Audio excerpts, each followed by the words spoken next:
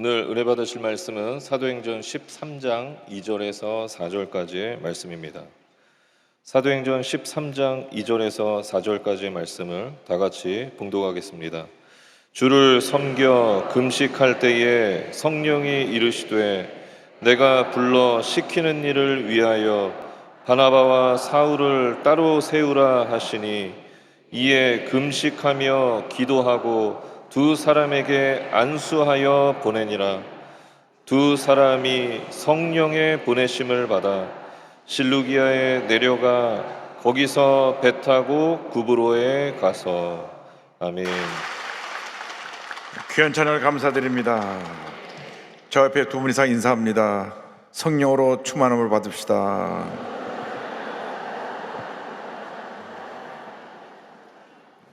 여러분, 우리 신앙생활에 승리하는 비결은 첫째도 성령 충만이고 둘째도 성령 충만이고 마지막도 성령 충만입니다. 오늘 찬양의 찬양처럼 우리 마음이 평안하려면 성령이 충만해야 되는 것입니다.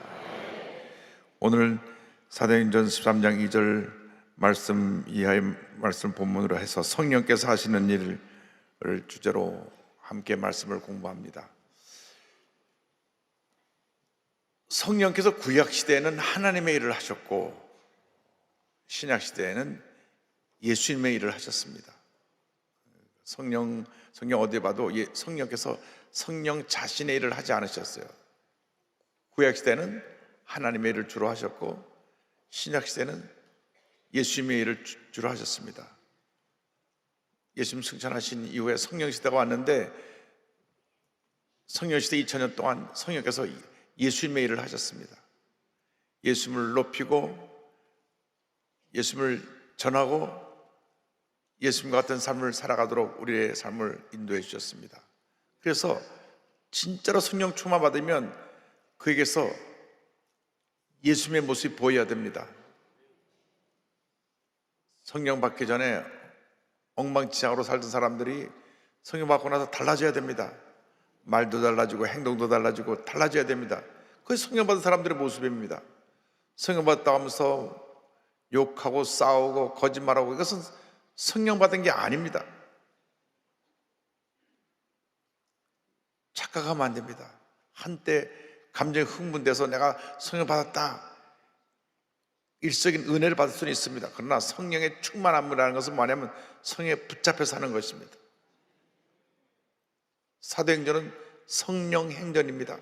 성령님께서 어떻게 교회와 함께 하시고 어떻게 하나님의 사람과 함께 하시는가를 사도행전에 기록하고 있습니다. 그래서 성령께서 하시는 보니까 사도행전에 성령 사도들의 동력자로 함께 사역하셨다. 동력자로 성령께서 하나님의 사람과 한 팀에 대해서 귀한 일을 감당하셨습니다. 안디옥 교회는 최초로 세워진 이방인 교회요, 당시 세계 선교의 중심이 된 교회입니다. 예루살렘이 대대적인 핍박으로 흩어졌을 때 저들이 모여서 안디옥이라고 하는 로마의 3대 도시인 3주 가운데 하는 그것에 모여서 예수가 그리스도임을 증거했을 때 거기서 바로 크리스찬이라는 이름이 생겨나게 되었고, 안디옥 교회가 날마다 부흥하고 또 부흥하고 부흥해서 역사가들이 기록을 따르면 2000년 전에 약 10만 명 성도가 있었다고 그렇게 얘기되어지고 있습니다. 그러면 그 당시 10만 명은 지금 100만 명, 200만 명도 넘는 대교회가 안디옥 교회에 세워진 것입니다. 그런데 교회가 부흥할 때 성령께서 안디옥 교회 지도자를 통해서 지시를 하십니다. 일상 살아가는 동안 우리가 성령님과 동행하게 되기를 바랍니다. 특별히 안디옥에서 선교사를 파송할 때 성령께서 지시를 하십니다. 사도행전 13장 2절과 4절을 보겠습니다. 주를 섬겨 금식할 때 성령이 이르시되 내가 불러 시키는 일을 위하여 바나바와 사울을 따로 세우라 하시니 두 사람이 누구의 보내심을 받아? 성령의 보내심을 받아 실로에게 내려가 거기서 배 타고 구브로에 가서. 여러분, 성령의 음성을 듣기를 바랍니다. 가끔 기도한다는 사람들이 여기는 한 사람도 없지만 저쪽 가몇 사람 있어요. 성령의 음성을 들은다 하면서 신비주의에 빠져서 자기 음성과 성령의 음성과를 구분을 못합니다. 나중에는 악한 영이 들어와서 자꾸 딴 이야기를 하는데 그걸 구분을 못합니다.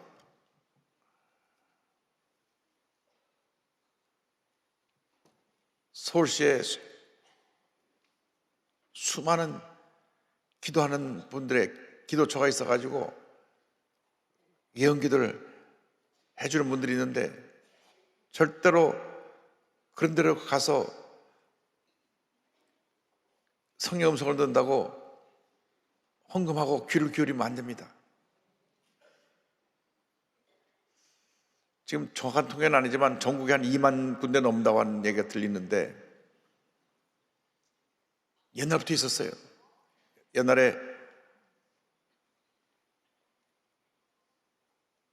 우리 교회 교회학교를 같이 다니고 대학을 다니는 친구가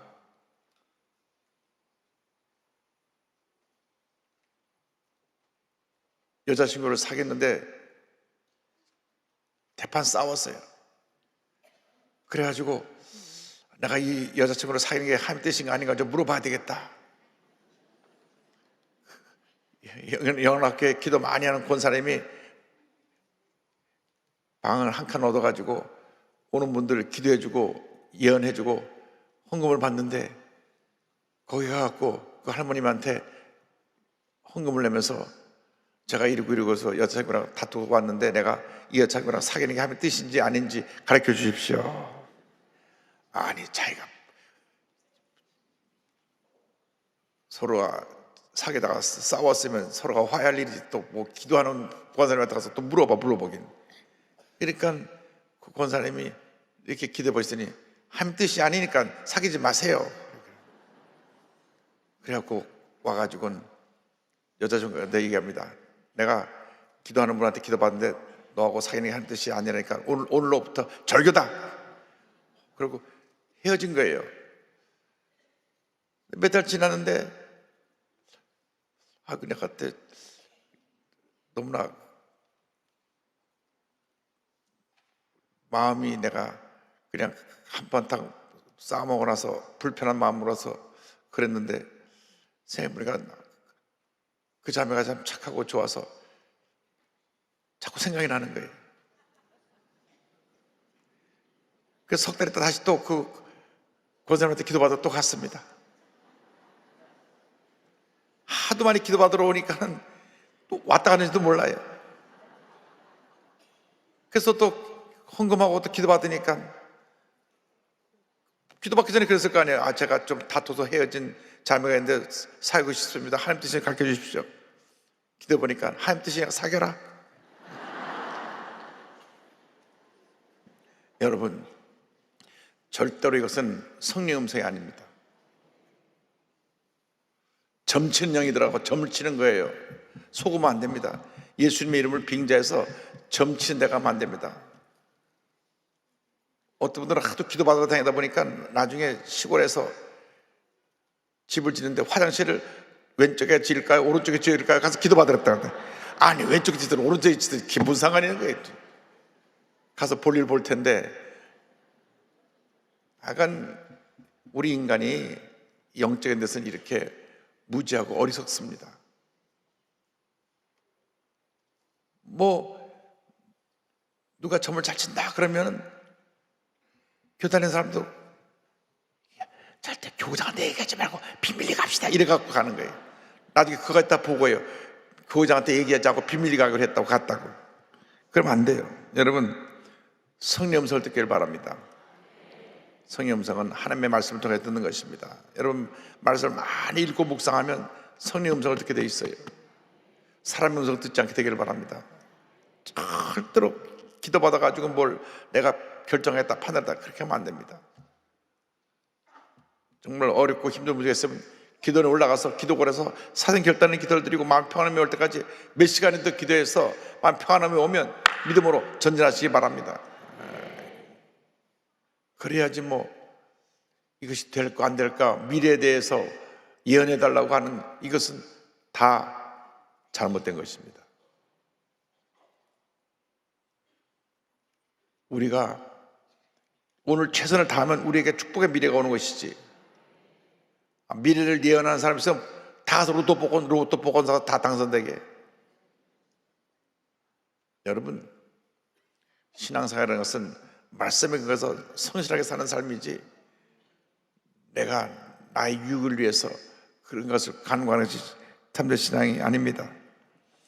그리고 사도행전을 보면 교회의 중요한 결정에 성령께서 함께 했습니다. 당시 예루살렘 교회에서 회의가 열렸는데 많은 이방 사람들이 예수를 믿게 되니까 구약 율법을 지키던 유대교 크리스찬들이 너희들도 율법을 지켜라. 율법을 지키려고 구약 성경을 펼쳐보면요, 먹는 것부터 시작해서 먹을 것 먹지 못할까 얼마나 종류가 많은지 몰라요. 생선도 비늘 있는 생선을 먹어야지, 몸에 좋다고 장어를 많이 잡수시는데 못 먹어요. 성경적으로 구약 성경에 비늘 없는 생선 못 먹게 했어요. 장어, 갈치 못 먹는 거예요. 성경 못 먹게 돼 있다니까요. 그러니까 눈이 크게 뜨시고 쳐다보지 마시고 구약 성경에 그렇게 돼 있어요. 그리고 삼겹살 좋아하시죠? 구약 성경에 못 먹게 돼 있다니까요. 소고기, 양고기는 먹어도 돼지고기 못 먹게 돼 있어요. 아이고, 돼지고기 김치가 얼마나 맛있는데 왜 못 먹겠나? 그게 아니고 구약 성경에 그렇게 돼 있는데, 이제 복음을 전할 때 이방 사람들이 예수를 믿게 되니까 이런 것이 문제가 됐어요. 그래서 어떤 그 유대교 크리스찬 지도자들은 너희들도 구약의 율법을 다 지켜야 된다.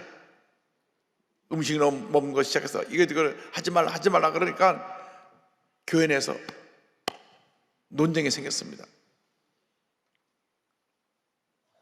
그래서 모여서 회의를 한 것이 예루살렘 회의가 사도행전 15장에 나옵니다. 그래서 성령의 음성을 듣고 결정을 한 것이 있습니다. 세 가지는 피해야 된다. 우상의 제물을 피해야 된다. 둘째, 피와 목매어 죽인 것 피해야 된다. 세 번째로 음행을 피해야 된다. 당시 이방 신전에 가면은 신전 예식으로 그 번성의 예식을 갖게 됐는데, 모든 이방 사원에 거기서 성적 행위를 하는 그러한 신전 사제들이 있었어요. 사제.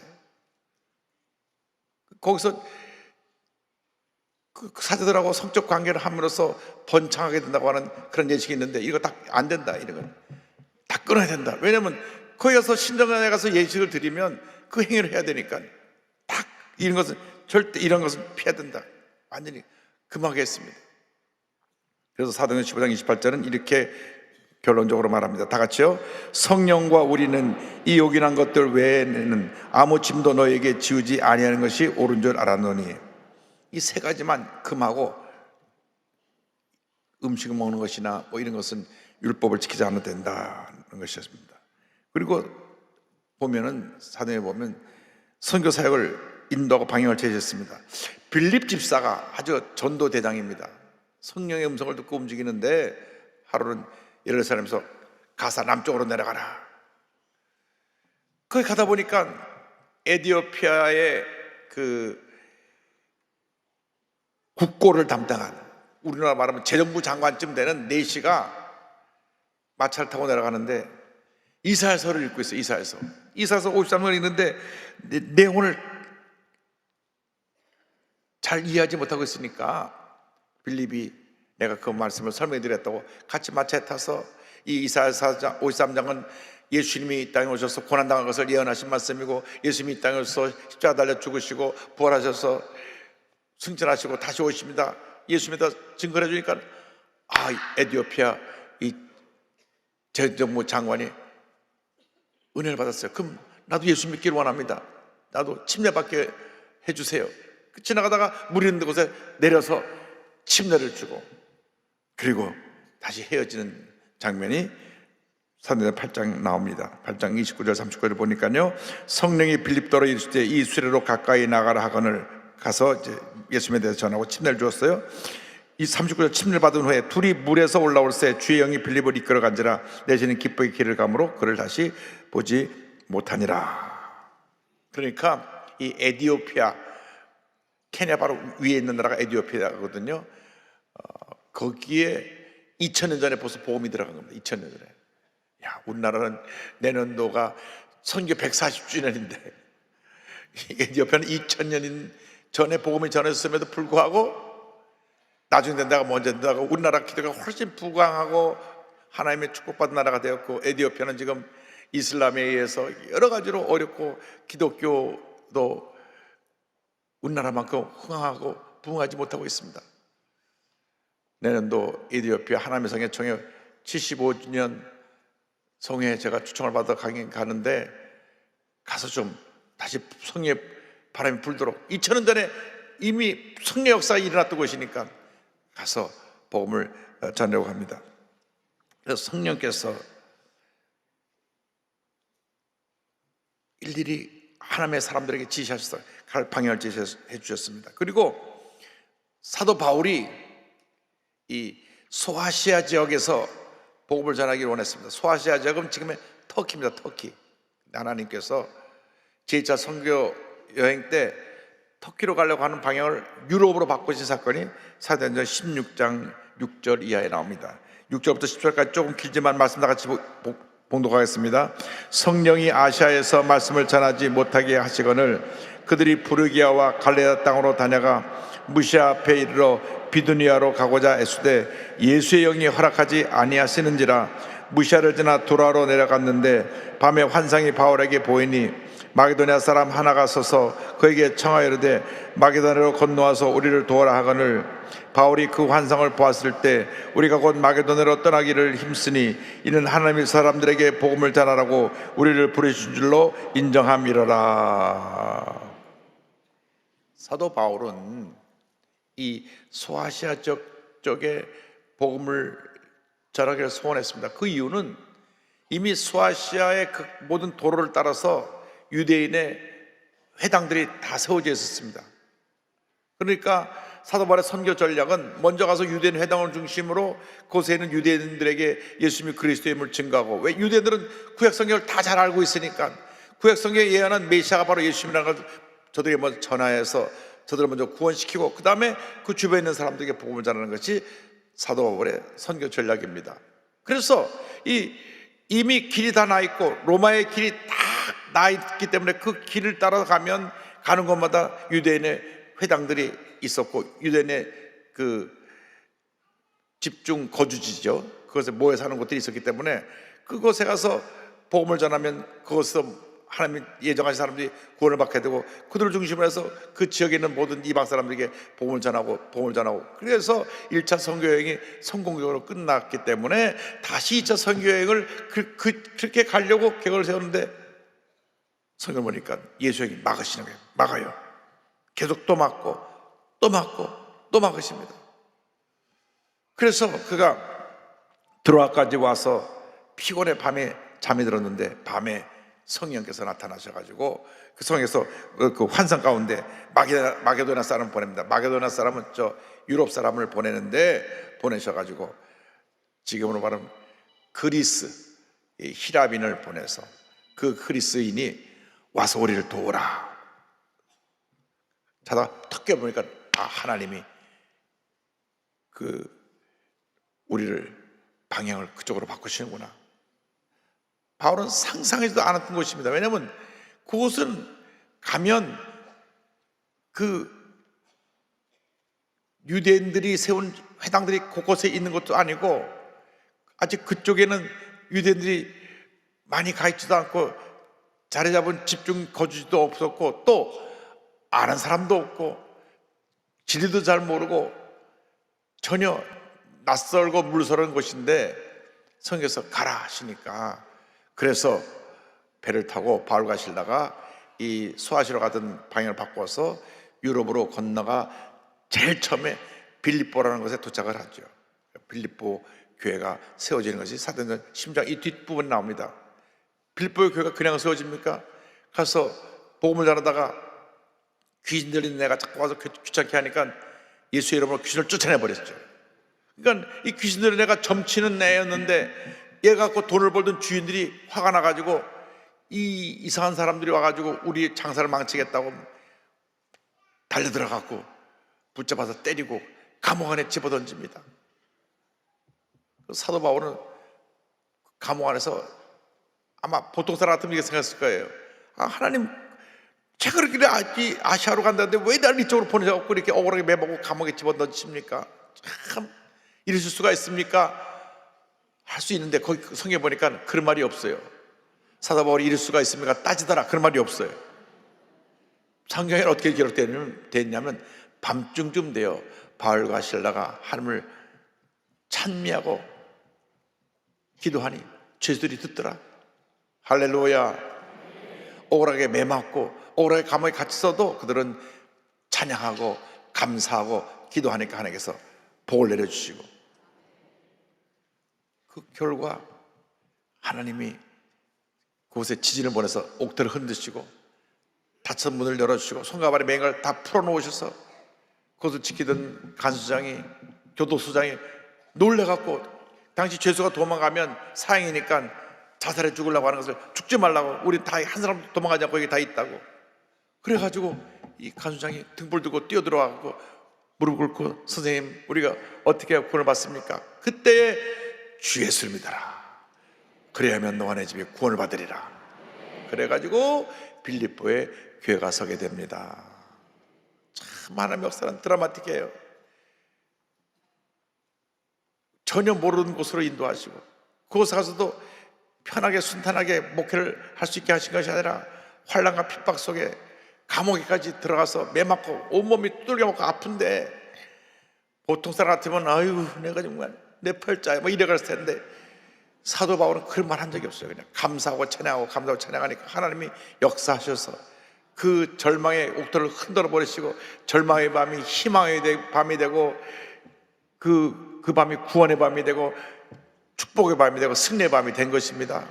여러분 인생길을 살아간 동안 많은 환난과 핍박이 다가오지만 절망의 밤에 엎드려 기도하고 감사하고 찬양하면 절망의 밤에 희망이 되고 문제의 밤에 응답이 다가오게 되고 모든 어려움이 떠나가고 하나님의 놀라운 축복이 다가오게 될 것입니다. 우리에게 필요한 것이 성령 충만의 신앙입니다. 사도 바울이 얼마나 성령으로 충만했으면 억울하게 붙잡아서 매맞고 감옥에 갇혀서도 감사하고 찬양했어요. 우리는 조그만 누가 뭐라고 하는 소리만 들어도 상처받아갖고 내가 산에 죽네 막 이래가고 말 한마디 듣고 왜 그래요? 다 큰 사람들이. 남이 뭐라 해도 그거 신경 쓸 거 아니에요. 주님이 내가 널 사랑한다, 이거면 다 되는 거예요. 할렐루야. 그렇게 인생을 살아야지. 왜 그리 지질이 못났노? 그 사람 보기엔 못났는지 몰라도 하나님 보기엔 얼마나 훌륭한 사람인데. 못난 사람은 남을 못나게 보고요, 잘난 사람은 남을 잘나게 보는 것입니다. 그럼 속으로 그러면 돼요. 그리고 속으로 그러면 돼요. 지는 얼마나 못나가고 저렇게하노? 그렇게 하면 돼요. 여러분, 우리가 예수 믿는 사람들은 절대 그냥 절대 감사로 살아야지. 말 한마디 듣고 막 흔들리고 상처받고 뭐 밥맛 떨어진다고 그러고 그러면 안 돼요. 먹을 거 다 먹고 잘 거 다 잠잘 수 있고. 할렐루야. 그래서 우리가 기쁨과 감사가 넘쳐나면 복받는 인생을 살게 되는 것입니다.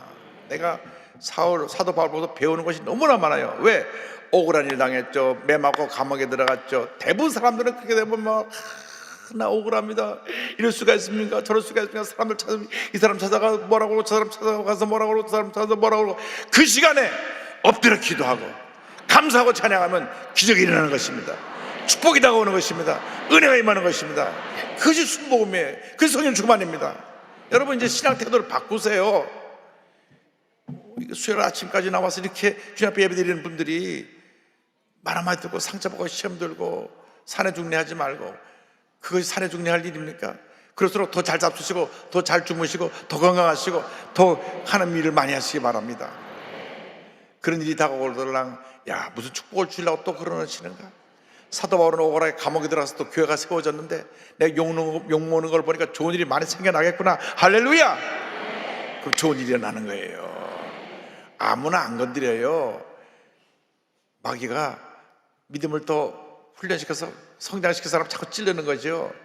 그때 그거 넘어가면 안 돼요. 그때 여러분 할렐루야 감사함으로 이겨내면 믿음도 자라고 축복도 임하는 것입니다. 입에 원망불평 달고 사는 사람들은 그것 때문에 자기가 얽매여가지고 되는 것이 없어요.